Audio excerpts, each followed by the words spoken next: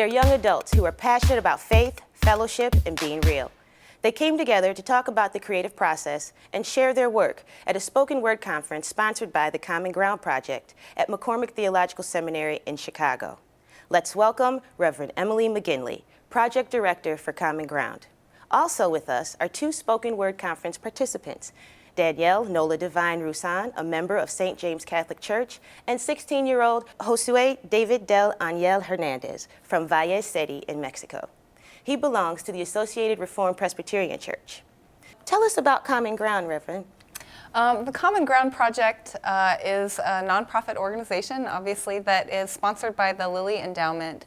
And broadly speaking, it seeks to support leaders of color in the church from a variety of different theological backgrounds. And so we do this through 4 different kinds of events. One of them is for young adults who are considering seminary, and so we bring in faculty of color from a variety of different theological institutions to come and teach in things like theology and history and biblical studies, and to get a sense of kind of where God might be leading them in ministry, whether it's to a church context or somewhere else. Mm-hmm. Another event that we put together is the Spoken Word Conference that's for young adults. And then 2 other events that we put together are for folks who have already committed to a life in ordained ministry and are kind of either seeking to kind of break down barriers between different communities of color, or learn ways that they can build a church that is going to be strong in the future by addressing some key issues that communities of color face.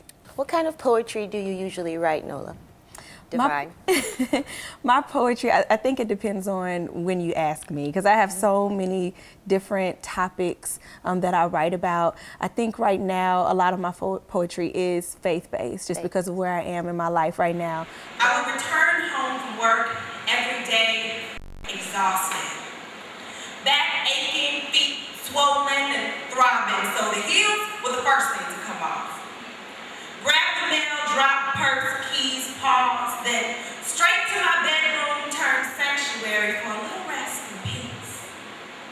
Open the door though to find grief, see the piles of clothes, textbooks, and unmade bed were just a physical representation of the turmoil in my head, so instead of cleaning and organizing, I would just lose myself in music, books, pen. That tool which crafts letters into words, into phrases, into poems. So for the first time that day, I could escape the shell I crawled in. See, it's a hard life when you live denying who you are inside. Doing as others say, always trying to walk that straight line of good grades to good college, to good job, to good pay. Well, as I wrote on the stereo, a hip-hop group sang, "Mama, I've got dreams, but dreams don't keep the lights on." Has the poetry, Josue, given you an outlet that you didn't have before? Of course, yeah. In my life, there are many things that only with simple words I cannot say. So the poetry is a way to say, I don't know, what I'm feeling, what I feel about the world, about the things around me. So yeah, the poetry is, for me, the best way for express my feelings and express the things that happen in this world, I don't know, around each person, so yeah. Es el amor a la creación, el amor que recibimos y que damos, el amor que tenemos por nosotros mismos.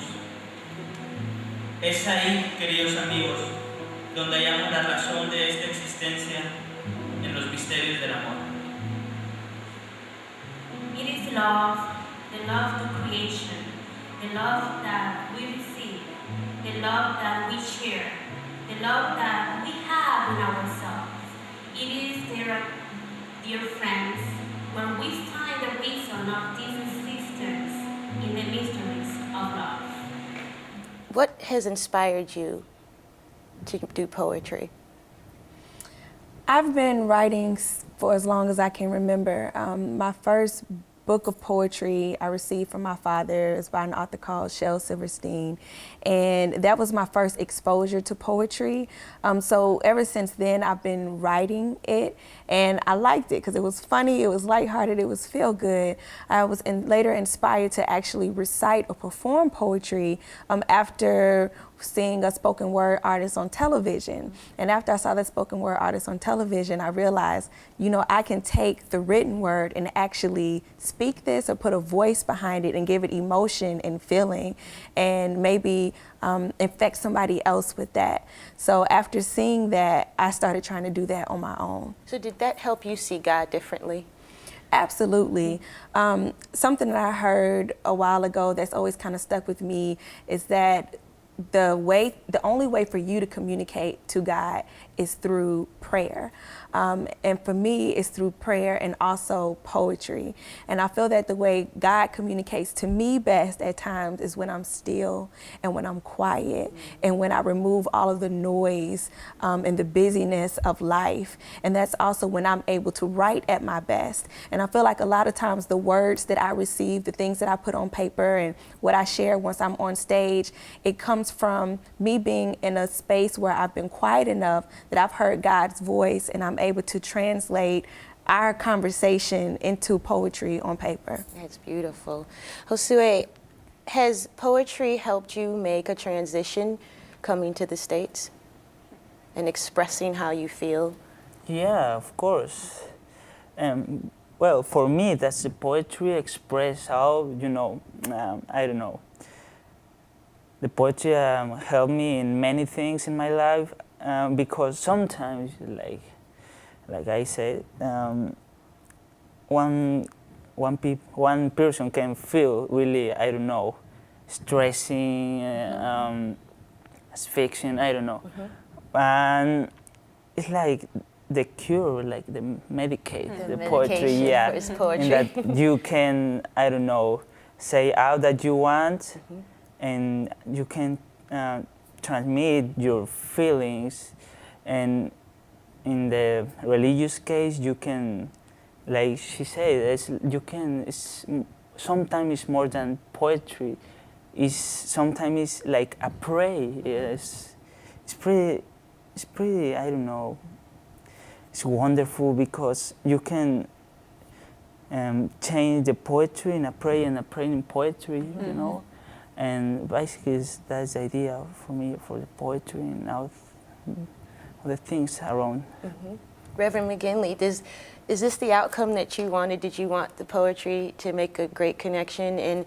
And also, did anything happen there that you didn't expect at the conference? Well, to answer your first question, go ahead. absolutely. My hope was that folks can sort of be able to think more expansively about the ways that they can express their faith and kind of even explore their faith.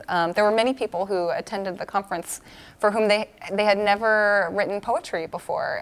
They had only been kind of appreciators of poetry. And absolutely, during our Saturday evening performance, there were folks who went up and performed pieces and, you know, kind of prefaced their performance by saying, I've never even written anything, much less stood up in front of people and performed it. And for me, what was really surprising about the conference actually was that we had folks from such diverse backgrounds and places in life. We had one gentleman, a young man who was earning his PhD in homiletics, and then we had some, young women who had just graduated from high school, and we had a co-pastoring Baptist missionary Baptist couple who also were there, and all of them were able to sort of access the work and the sort of experience of the conference in ways that were very meaningful for them. I couldn't, at first I was really nervous about whether or not people were going to be able to,